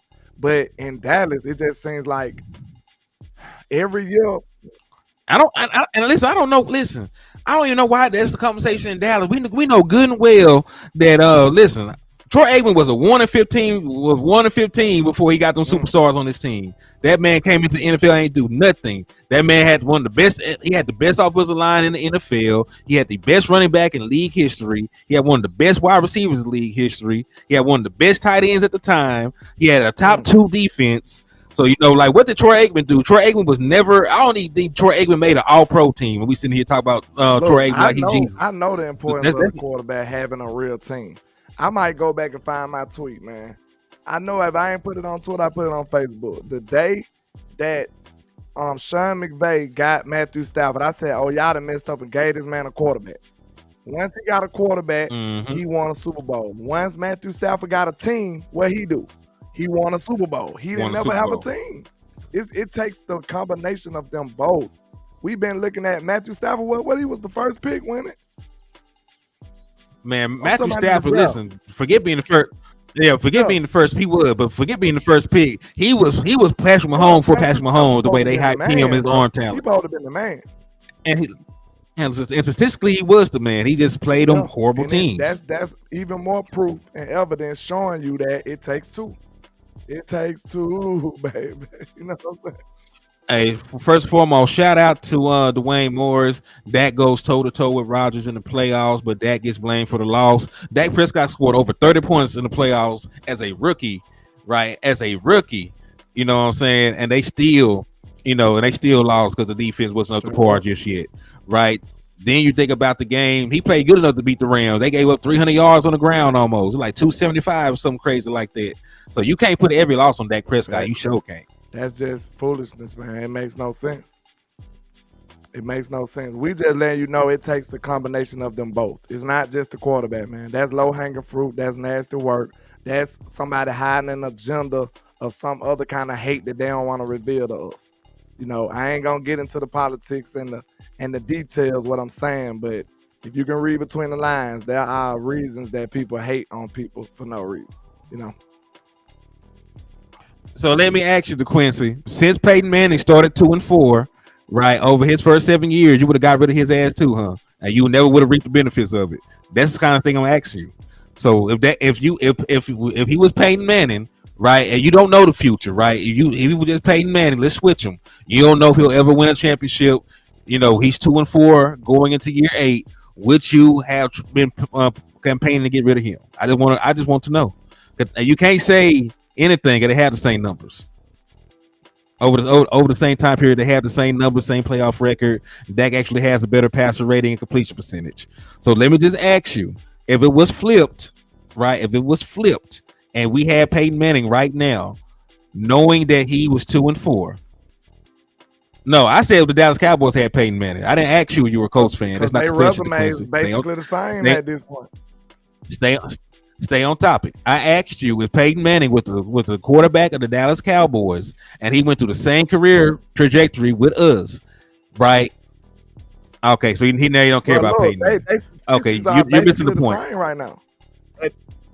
You're missing the point. Peyton Manning career, his numbers was basically looking similar to Dak's, real talk, and his accomplishments. Mm-hmm. So yeah. It doesn't really matter, but you know, the question is, would you be? Hey, you ain't gave me a yes or no. I'm just trying to figure it out. Nah, it don't matter. I don't care about man. I don't care. We just showed you what the real is, man. You trying to dodge that work? That's all that is. Now you don't care. Cuz don't care. No, you would not have, because Peyton Manning didn't. Peyton Manning did not win a Super Bowl to year 9. Dak Prescott is going to year 8. So again, you're making stuff up, Quincy. Thank God you win the GM, because you would have fired Peyton Manning. You would have. I know you would have fired. You would have fired Peyton Manning, Drew Brees, and Matthew Stafford. Right, get him out of here. And you thinking that a quarterback supposed to win a Super Bowl? No, a team, an organization wins a Super Bowl, not a quarterback. That's right. Well, if Dak don't win it this season, then what? I mean, hell, it still would have. Listen, Peyton Manning did not win a title till year 9. Year 9, not year 8. This is year 8 for Dak Prescott. Facts. Yeah, he had multiple Hall of Famers plus foul. You know what I'm saying? Like everywhere he went. You know what I'm saying? So like this is a mute point. You know what I'm saying? Like hell. So it doesn't really matter at the end of the day, because you know he's our quarterback. He's gonna have a good year like he always does. Henny, can you boy be easy? How many times did Peyton Manning make it to the Super Bowl? He made it like 3 or 4 times. Yeah, after year 8, he made it multiple times to Quincy. That's the point. Like this is you want microwave results. And listen, even if you think that Peyton Manning is a better quarterback, why would you hold Dak Prescott to a higher standard than Peyton Manning if he's better, right? So why are you holding him to a Manning-ish level? Why are you doing that? Or Drew Brees level. Drew Brees didn't win a championship to year 9. Matthew Stafford didn't win a championship to year 13. Elway didn't win a championship to like year 15, even though he went to one. He got toe up. Every other time he got to the playoffs. Link, that's on your channel. His name Link Hennythemoor. He said What'd he there are say? more Hall of Famers players that don't have a ring. Exactly. This is not easy, folks. Shout out to Mafia Minds GTA with the $5 super. He says Dak had a league high in interceptions last year and still has one of the lowest interception ratios in history. That tells you everything you need to know. And that also tells you that we had a very mediocre wide receiving core that was not getting no separation at no point in the year. Like nobody outside of CD Lamb was getting separation. Facts. Hey, shout out to my brother, the original people sliding through the door, man. I see you, my guy. Say, how many times did he make it to Super Bowl, gets his team to the playoffs? I don't know. I know for a fact at this point in his career, he was 2-4. Like he was 2-4, just like Dak Prescott is right now at the same point of their career. I don't know why we were talking around in circles. Like you can ask how many questions you want. The point is, like he ain't did shit. So you would have tried to get rid of him too. Mafia Minds just told you in the soup. Y'all dog him out for the interceptions. He had the worst interception ratio in his career, but it still didn't affect his big picture because he was so good. You know what I'm saying? Like that's crazy. Folks gonna be pissed when Dak has 12 rushing touchdowns this year. I'm telling you. With 37 passing touchdowns, 5,000 passing yards.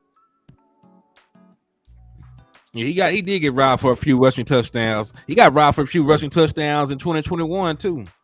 You remember because he crossed the goal line like a couple times. They called it fumbles. Like he lost. Man. Like he had the ball all over the line. They hated that boy out. But you know what, man? Just like from a real conversation though. You know, just disregard like the manic comparisons and this and that. We know we're moving to more West Coast principles this year. So outside of Dak Prescott, you know, which offensive players do you expect, you know, to take a jump this year based on you the want to know system? Something crazy? It might be crazy. I don't know yet, but it may not be crazy. What's up? You might get another jump from CD Lamb. You may get another jump from CD Lamb, bro. CD Lamb he carried the load on his own. CD Lamb is the dude that had the boulder on his shoulder walking up the hill. Now, he done had me and you come and help him. You know what I'm saying? Now he actually got some help going up the hill with that boulder and that weight on his shoulder. Now, you got somebody else to worry about on the other side of him. Now you got to respect the speed of Brandon Cooks. Bro, CD Lamb did this alone, 1,300 yards alone. And then think about this. This is his first year being the number one receiver. His first year. This ain't the sixth season him doing this. This man could possibly have an even bigger jump this year. Now, it might not be the bigger jump in yardage and stuff like that, but his effectiveness might just go crazy. Cause look, some of the passes might go to Brandon Cooks. You know what I'm saying? Some of the passes might get distributed differently. But when you see CD do CD things, it's gonna be off the chains. Watch what I'm telling you, it's gonna be ugly. Yeah, listen, you probably are right about that. That's something I did not factor in, but he will have Dak Prescott for the entirety of the year. I don't foresee Dak Prescott having a major injury or anything like that. Cross about that. Yeah. I'm knocking on wood on that. We need Dak the whole year. That CD ain't even played a full season with Dak yet. You know who in the passing game I'm gonna get off that nobody's talking about. It's not even wide receiver. Who that, Jake? Tony Pollard. Yeah, coming out the backfield. Come out the backfield because, you know, in the West Coast system, you know, like you throw the ball to the running back. That's why it's called the long handoff. So, you know, that boy getting more targets, getting more opportunities, you know, to catch passes, to use that 4.3 speed. And then he's a matchup nightmare. He that fast, you can't put a linebacker on him out the backfield. You know, like he can start in the backfield, have a linebacker on him, you spread him out wide. You know what I'm saying? Like what that linebacker gonna do?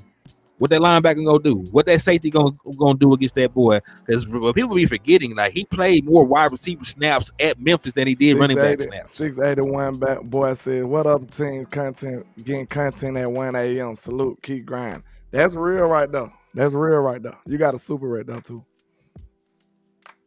Where Dwayne from Morris. Who?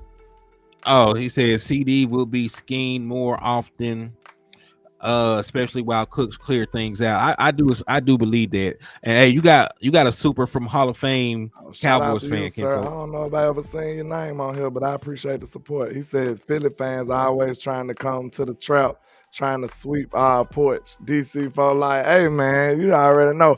Look, when they come to the trap, they getting their work, sir. I don't know if you changed the name or what, sir, but I don't know if I seen you, man. But I appreciate you. Maybe you've been watching from the background. I ain't no telling, but I appreciate the support, sir. I mean, I definitely agree with that though, man. Like in regards to like Brent, man, like we gonna go crazy this year, bro. Cool. Sometimes I be forgetting that we just upgraded like that at the wide receiving core. Like, man, I ain't acting like Brandon Cook's the best receiver in the league, but when you add him to our wide receiving core alongside of CeeDee Lamb with Dak Prescott, man, I ain't never seen Dak Prescott not cook with a good slot receiver ever. Hey, shout out to my brother, the original people, for the donation, my guy. I appreciate you for the love and support. And Dwayne Morris, because you sent $10, you did get a raffle entry. So I went ahead and updated your stuff. If y'all want a chance to win these Dallas Cowboy tickets or this PlayStation or jersey, just hit the Cash App or hit the Super. Hey, salute to y'all. We appreciate all the love and support on both ends, man. We appreciate y'all. Man, indeed. But man, like, I think I pointed this out before, man. Dak Prescott has the opportunity to play more games this year with CeeDee Lamb, Cooks, and Gallup than he did, with Amari Cooper, CeeDee Lamb, and Michael Gallup, because they only played 12 games together. Because that got hurt in 2020, right? Michael Gallup got hurt twice in 2021. CeeDee Lamb missed a game and a half. Amari Cooper missed some time because of vaccination. So, they only intersected over that 2-year span for 12 games. They're saying that Michael Gallup finna take this next step, too. That's why I've been hearing glowing reports about Michael Gallup. All I want him to do is become himself again. If we can get that out of Michael Gallup, man. And then this shout out to the friend of the show, Mr. Jalen Tolbert. You know what I'm saying? The landlord and stat man, you know what I'm saying? Henny with the numbers. Yeah. Henny with the numbers. But yeah, man, what y'all know about that though? I'm telling you straight up, if you think about putting Dak with a wide receiving core like this, they never even played. CD never even played a full year with that. Just think about that, y'all. And CD having 1,000-yard seasons his rookie year, basically. Coming right back and have a 1,000-yard season again. He had like 9 his rookie year, then come back the next year with 1,000. Like 1,100. We ain't gonna shortchange. He's gonna go crazy, man. Then his first year as a number one, he go 1,300. Mm-hmm. Well, okay, look, think about this. Would you take this wide receiving core over the one with Cooper? That's interesting. It's tough. Because, the one with Cooper, at least we had Cedric Wilson. You know what I'm saying? Because we had Cedric Wilson and Malik Turner. And, Malik Turner had 3 touchdowns. Cedric Wilson had 6. So, like they had some production. I just don't know, though. But we didn't have the speed. We didn't have the same speed. We so much faster now. Look, I think I might think about this, though. This something Dak don't get credit for. Cedric Wilson was not Cedric Wilson until Dak made him Cedric Wilson. Cedric Wilson was hurt like 2 years in a row. Then as soon as he got in and played a full season, Dak had the boy cooking. So who's to say that Jalen Tolbert ain't finna be this guy? Or even better. But that's sort of my point why I pulled back just a little bit. I might take this. Because, it's tough. It's tough because, look, you'll have to look at it like this. Okay, this is how you'll have to look at it. CD just had a better year than Cooper ever had with us. Right? Correct. And shout out to my brother 55 SA Richburg for the $10 super chat. He said, "What up, Henny? Hey, what's up with you, my guy? Appreciate you for the love. They got you another entry for the Dallas Cowboy ticket raffle, man. Salute to you, my brother. Appreciate the support. Where was I? I think I lost my train of thought. You were talking about you were trying to campaign for this wide receiver. Yeah, okay. Look, this is what I was saying. If you think about it, CD just had a better year than Amari Cooper ever had with the Cowboys. He just did that. So if you're going to say, I ain't saying CD is just better than Cooper already, but I take CD right now. CD is the younger player. And I just seen him do something that Cooper never did. So give me CD in that scenario. Now you got to find somebody to replace CD Lamb in that equation. Now Brandon Cooks is 1,000-yard receiver all the time. At that point, CD had just started doing that. You see what I'm saying? So Brandon Cooks is a proven number 2 receiver who can get 1,000 yards in his sleep, right? Hold on. I'm not even gonna say that. This is the first year that Brandon Cooks has ever been a number 2. Like, this man been a number 1 his entire career. This man was a number 1 when he was on the team with Cooper Kupp. That's what I'm saying. So you got you got CD Lamb who just did something Coop never did. Then you got who? Brandon Cooks, who basically a number 1, who's never been a number 2, but finna play the role of a number 2. Now you got Micah Gallup in a number 3 role, what she was last time around with Cooper and them. The only difference is Micah Gallup's help. If we can get the same Micah Gallup and he be the number 3 receiver, bro, it's finna go crazy. And shout out to Mafia Miles. He said with the $5 super, he says just take a minute and think about Cooks, Gallup, and Lamb and Pollard coming out the backfield, and they all run deep. Defenses will a brick. Absolutely, sir. Straight up. That's a lot of speed on the field, man. Cook's finna add a whole different speed element to this offense. Him and Tony coming out the backfield. Like, come on, bro. You got Cooks coming out the slot and Tony coming behind him on a wheel route. You got to pick your poison. I just realized we have not even mentioned Cavante Turpin. A sprinkle of Turpin on them. Yeah, sprinkle of Turpin, because like I said, because the way Mike McCarthy described it, he said that he has plays drawn up for all his playmakers, and that he keeps it on the sheet. You remember that? You remember that conversation? So even if the sheet is not this long, if he has a sheet about this long, with some go-to plays that can get the ball in his hand in space, then I definitely believe that he can make an impact. I ain't saying, bro. Spot work them. Just find something to make them a decoy or add them on a go ball in some of these route combinations and stuff, bro. Like, man, it's easy to use him. Put him in on a wide receiver screen.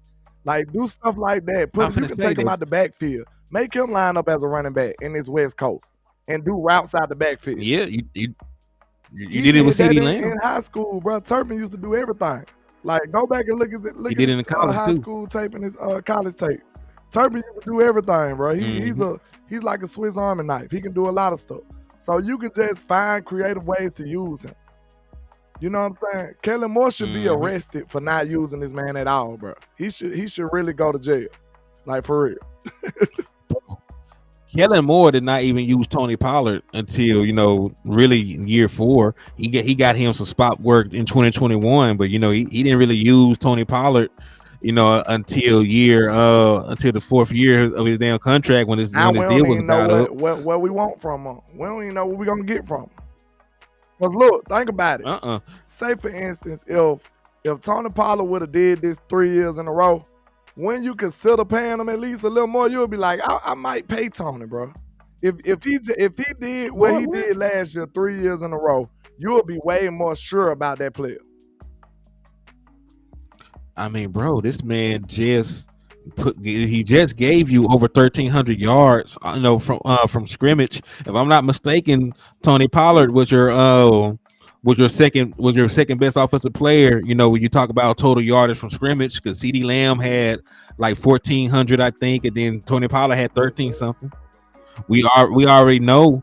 That nobody else came close to 1,000 yard worth of offense except for maybe Ezekiel Elliott. Man, this team finna be crazy. I'm feeling like Paul said, bro, who wanted with Dallas right now? Like, real talk, bro.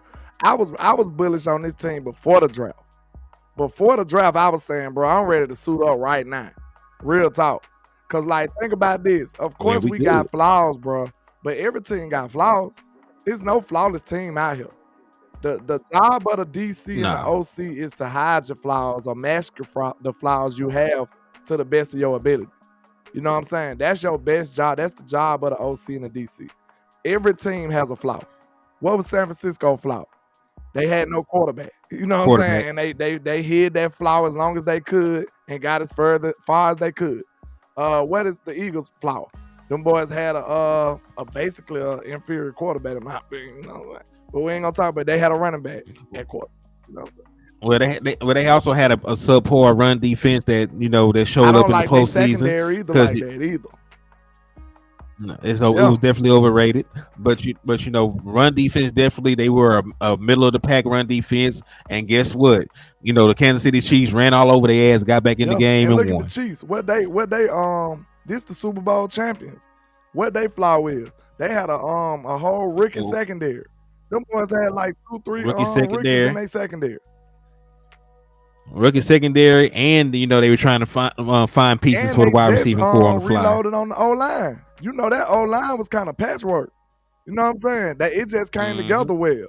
Cause you remember the year before, Patrick Mahomes was getting killed on the O-line. I do agree with that. My boy said they better have them exotic packages for Deuce Vaughn. I like Deuce. He just gonna have to show me something. You know what I'm saying? I'm not saying that he can't do it, but I just know as an undersized running back, they're gonna have to put him in a specific role. My bad. Fast Roy, real quick. He said they wide receivers weren't all that either. Exactly. Every team has flaws. You cannot name a team out here that is flawless. You can't. No, you can't. You definitely can't. So like in terms of Deuce Vaughn, like he was comparing to Darren Sproles, right? Well, Darren Sproles never had a 1,000-yard rushing season. Like he'll give you 500 on the ground, give you like 500 through the air, and then he was a special teams ace. He'll probably take one or two back, in the return game for a big gain or a touchdown. Gonna do that? So you think Deuce gonna warrant that type of production or that type of touches year one? It's gonna depend on they're gonna be up to Deuce. It ain't gonna be up to me. It ain't gonna be up to me. Our flaws was defensive line, stopping the run. Cornerback too. Yeah, because we had linebacker play at times. We had our flaws too. Play calling. We had a lot of different flaws around the team. You know what I'm saying? But Deuce Vaughn, they're gonna be up to him. They're gonna give him an opportunity to earn touches and snaps, out here in Oxnard, out here during the preseason. So it'll be up to him. He showed them that he could be productive, he could be explosive in the return game or the passing game, or productive with the ball in his hand. Period. They will, give him the ball because there's not really a pecking order in this running back room outside of Tony Pollard. They're looking for somebody. Why you over here trying to sneak this, Dak, bro? Let me know, was our receiving core a strength or a weakness? Let me know that. Let's see how honest you want to be. Because you keep, what was our flaw? What was our flaw? We already know you trying to say Dak was a flaw. So how strong with the K was our wide receiving core? Let me know that. Nah, Cuz got a Noah Brown jersey. He think Noah Brown good, man. He got Noah Brown jersey. He got a Dalton Schultz jersey over there and a Noah Brown jersey. Yeah, listen, I would have got a Dalton Schultz jersey. I'd fool with Mr. Block, with the Block Master. But I'm just saying, was it a strength or a weakness? See, when you start asking him real questions, he started just like deflecting. Our defense was our strong point. That's the reason we won. Our pass defense was a strong point. We had the number 20. We had a number 22nd ranked run defense, and your cornerback too was somebody that you probably went to high school with. He probably was just in the area. They decided to dress him out as cornerback because you can't name them cornerback that was out there. Man, who the hell is Mullins? I'm not finna play with this dude. Our wide receiver core was okay for Rush to win it. Man, get out of here. Bye. Boy. Bye. Our whole offense was absolutely horrible with Cooper Rush. You talk about the defense was strong. You had the defense was carrying Cooper Rush, sir. What is you saying? Man, we had a 26th ranked offense with Cooper Rush. He Cooper talking about Rush this is just man. out here wheeling and dealing or something. Man, He made that man like he was Tony Romo. He trying to mess my blood pressure up, bro. I ain't got time for the Quincy. The Quincy on some nefarious stuff, man. Go on somewhere, man. I ain't playing with him. He said Dak need all kinds of help. No shit. Like every quarterback needs help. Like that's the problem. We just said this earlier in the show. Dak Prescott is the only quarterback in the NFL that he got to win with the fans. He got to have a team full of Dallas Cowboy fan page supporters in there with him in order for his wins to be valuable. Though, because he ain't lying though. I give the guy Dak some pushback on that. He said Dak did try to make Noah all pro though, because he did. Hey, I was mad at that. Like, bro, Dak was throwing a little bit to Noah a little bit too much for my liking. Like, bro, why is Noah always open or whatever, bro? Like, quit throwing the ball to Noah Brown. Man, he tried to turn Noah Brown up. He told Noah Brown. He told Noah Brown. He told Noah Brown he need to start shopping for houses for his mama. They had a conversation off air, like, bro, hey, you need a house, bro. I'm gonna get you. I got you. I'm gonna look out for you. But for real, man, like, ain't no way. Do you think? Look, it could be Dak trying to show them, like, look, y'all gonna put me out here with Noah Brown. I'm finna show you. I'm finna show you why he ain't that receiver that you think he is. Get me some help out here. Dak, like, okay, I'm finna throw it to him then. You don't want to give me no help, I'm gonna throw it to him then. You know what I'm saying? He got to prove to them that ain't the guy. That's sad. You said Killen wasn't calling comeback and curls with Rush. He really wasn't. They changed the offense up. That one we still had Steele and stuff too. We still had Terrence Steele. He said Noah Brown with poo. Man, listen, our run game disappeared when Terrence Steele left too, though. Them boys were averaging like 2.3 yards a carry. I was sick. Big Dallas, think about it. That might be, look, you remember when I told you, when you at work and your bosses want you to do something stupid, you can't just tell them, like, I'm stupid. That's stupid. I'm not doing it. Sometimes you might have to just go on, bite the bullet and be like, okay, I'm going to do it. But after you do it and it's stupid, you look back at them like, what I told you. That was dumb. So that might have been the situation that Dak would have been on, bro. Real talk when you think about it. Dak like, okay, so you going to run me out here with Noah Brown? Bet. I'm going to throw it to him. And look, when he screw it up, y'all better go get me some help. And look what happened the next year. They go get Brandon Cooks. That might be a good assessment right there, bro. Because look, at that point, Dak hands are tied. He like, bro, if y'all think I can win with Noah Brown, I'm finna use him. That's what we gonna do. And if it don't work, that ain't my fault. Real talk. Man, but for real though, and listen, he still made it work because we averaged 30 points when Dak Prescott was our quarterback. Was up. I got a super just popped in here. Let me see. Oh, Dwayne, Mahomes don't need help, but they drafted a wide receiver in the second round. Boy, they drafted a wide receiver in the second round. Then they backdoored and traded for a former number 1 pick. Then they brought in some guys in free agency, like what was that boy named? Juju Smith-Schuster. Juju, you know, he was basically like a pseudo number 1 for a long time. Well, over there with I mean, he would have had over. He would have had over 1,000 yards this year had he not missed time. He still finished the season with 900-something yards, and he missed time. Best tight end in football, legendary play caller. I mean, look at the teams that went to the Super Bowl. Like the Eagles had an all Madden team. They went and got AJ Brown. They had Devontae Smith. You know, they had Dallas Goedert. Miles Sanders was a Pro Bowler. They had a good offensive line. You know, you look when Tampa Bay went to the Super Bowl. Right, they had Mike Evans, they had Chris Godwin, they had Antonio Brown, they had Gronk. You know what I'm saying? Like Tom Brady is the GOAT, hands down. He's the best quarterback, you know, compass wise, stat wise, all that stuff. He had an all-star team a lot of time when he went to these Super Bowls. You know what I'm saying? So like, hell, like why if Tom Brady can have everybody and their mama that ever played football that was good, you know what I'm saying? Why can't Dak Prescott have somebody? Like y'all mad at Dak Prescott for getting Brandon Cooks? y'all mad that he did decently. I told y'all we don't want to hear it, man. But we overachieved last year, bro. They took away the man number 1 receiver and his number 3 receiver and replaced him with James Washington. And who else? Noah Brown. They elevated Noah Brown, who was a practice squad guy for real. Like Noah Brown barely was making the team. The only reason Noah Brown was still on the team was special teams, bro. It wasn't because he was a good receiver. Noah Brown was going down there running and tackling people.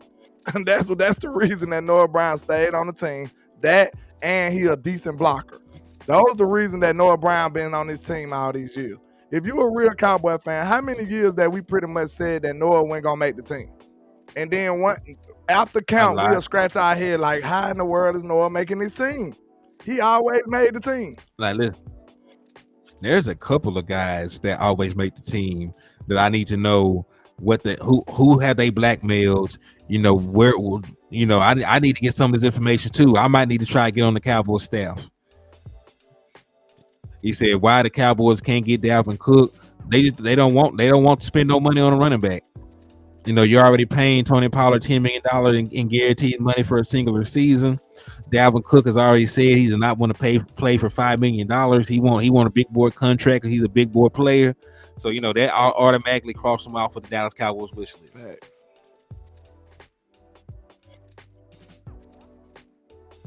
Yeah, Brady always had a good field goal kicker too. And he cheated. I ain't letting up on that, bro. Because if that was the Cowboy cheated like that, bro, they would never give us no grace. I'm not letting up on that. Them boys was cheating, man. They cheated too. They said, who put you in timeout, DeQuincy? Somebody to snipe that boy. He had to come back on Facebook. Like, listen, I didn't snipe you. You know what I'm saying? You know, like we got shooters over here, man. We ain't got no control of them shooters. But yeah, we can't. DeQuincy, you can't disagree. So you know, y'all let DeQuincy make it. He is still a Dallas Cowboy fan. He's just a Dallas Cowboy fan that does not agree with us about our quarterback. Allegedly. So yeah. So hey, but hey, y'all don't snipe DeQuincy. Y'all can disagree. We can agree to disagree. And this is part of our relationship. We know that he is going to argue that Dak Prescott ain't shit, and then I'm going to always argue that he is the shit. And you know, that's just our back and forth and our banter. So y'all don't ever take it personal. You know what I'm saying? Mr. Jenny Green and Wacky. She ain't playing with that boy. I got them shooters, man. Hey, them shooters in the trap, man. You know you gotta have security in the trap, man. Yeah, we got shooters. Yeah, we got shooters. What trap you know ain't got no shooters, boy? Let me know that. Man, well, hey, look, this liquor store's in the middle of the hood, man. You know, like I got the house armed security, top flight security of the world, Craig. Hey, but yeah, man. Hey, it's all good with me, man. I love people that disagree.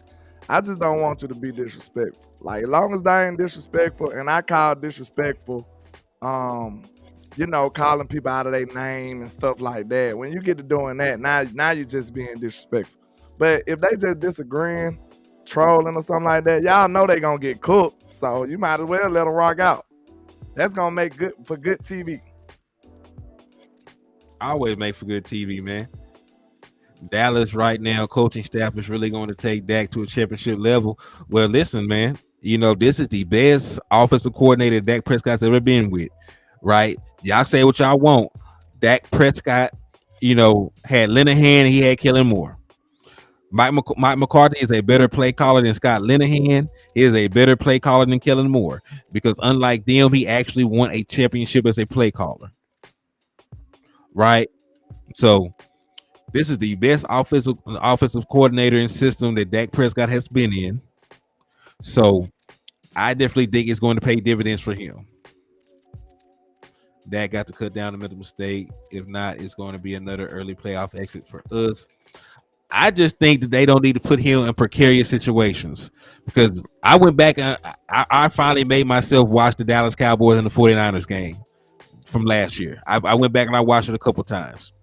We had all the momentum, you know, in that game. You know, we had the ball 2nd and 2. It was under 2 minutes. And you know, we were getting the ball, you know, after halftime. we had one of the rare instances in football where you can actually double up. That's the kind of stuff you actually play for. So a situation where you can run the clock down, get points, and then get the ball right back after halftime. There was no reason to go. There was no reason to go 4 wide at all. On 2nd and 2 in the red zone. If anything, you should have been playing to at least at bare minimum kick the field goal. You should have been playing for points. And that was one of the. And listen, he did throw the interception on an option route, which was one strike against Hennythemoor for that. So 2, we needed to run the ball, run the clock down, and at least try the field goal. Even if he missed it, worst case scenario, we go to the third quarter tied. But there were no reason to even play that scenario and not try to and cut the clock down. We should have had the ball the rest of the half, and we should have been either going in up by 7 or 3, instead of going to halftime down by 3. So they mismanaged the game. And Dak Prescott, when you put him in situations to succeed, he can do it. You don't win 61 games and you're not capable of performing with your back against the wall. You don't have 18, comeback wins. You're not clutch. You just have to put some weapons around him, put him in situations to actually thrive. I said it takes everybody. You know what I'm saying? It's not just. It takes a combination of things. It's a special thing. It's an organizational thing, bro. It's not just a quarterback. It's a collection of things that get you a ring. So we need Jerry Jones and them to be better. We need them to stop being cheap and go get some real talent. We need Stephen Jones to be better. We need everybody to be better. It's not just one man. It's not. At all, man. And listen, I know it's low-hanging fruit. I do understand it's easy to blame the quarterback because everybody praises the quarterback when things goes right. But we already said earlier, the quarterback probably gets a little bit too much love, when they win, but they definitely get too much hate when they lose. What I'm saying? There's situations where a guy is going to throw for a bunch of yards and a bunch of touchdowns. They're still going to lose that game. There's situations where he ain't not going to do a thing but show up, sign his name on the paper. You know what I'm saying? And the team's still going to win. So, wins and losses are not really a quarterback stat because the only thing that you actually have to do to get a win on your resume is to start the game and the team wins. You can get benched for bad play. You can go out with an injury, or you can play bad and your team still wins, and you're still going to get a win on your record. Yeah. Like I said, it shouldn't be a quarterback stat, really. I told you what I just said. I just said it honestly. Quarterbacks get way too much credit and too much blame. That's the nature of a quarterback in the NFL. Sometimes you be praising the quarterback and they probably shouldn't get as much praise. It is what it is. It's the nature of the beast. But in Dallas, it's way more offset. They get way more blame than they do credit. Yeah. Right. But yeah, man. We done gave him almost 2 hours, man. So look, this is all I want y'all to do. If y'all appreciate the effort, the grind you see in Landlord Sports and HTM Sports at 1 in the morning almost, bro. Come on now, 12 o'clock over my side. Y'all gotta hit that like button, man, and show us some love and support, man. That's all we ask, the support of the nation. Make sure y'all get the likes up and the shares up. We could be asleep. It's Father's Day. You understand? We still up here giving y'all some good old content. Our families in there mad probably at us, messing with y'all. So yeah, make sure y'all hit that like and share for the squad. It will not charge a card, man. We finna go and hang it up though. Right. Hey, Shannon Sharp pointed this out. He said out of Dak's 19 game-winning drives, she only had 5 with Hennythemoor. Hennythemoor was the worst thing that ever happened to Dak. Look like he ain't won a Pro Bowl. Like he ain't made a Pro Bowl. Yeah. So, man, I appreciate all y'all for coming through and showing love. Also, happy Father Days to all the fathers in the chat, man. We appreciate all the fathers, man. Yeah, it's our weekend. It's our day. So, y'all make sure y'all take it easy, man. We support everybody around this way. Let's get it. Indeed, man. And, hey, if you slap the shit out of Eagles fan, man, do it a couple more times on Father's Day. because you know they act like some little hoes. So you know you got to slap some man back into them. God bless y'all. I'm gonna get at y'all. It's a 2-hour show. They ain't gonna find a band us for this. It's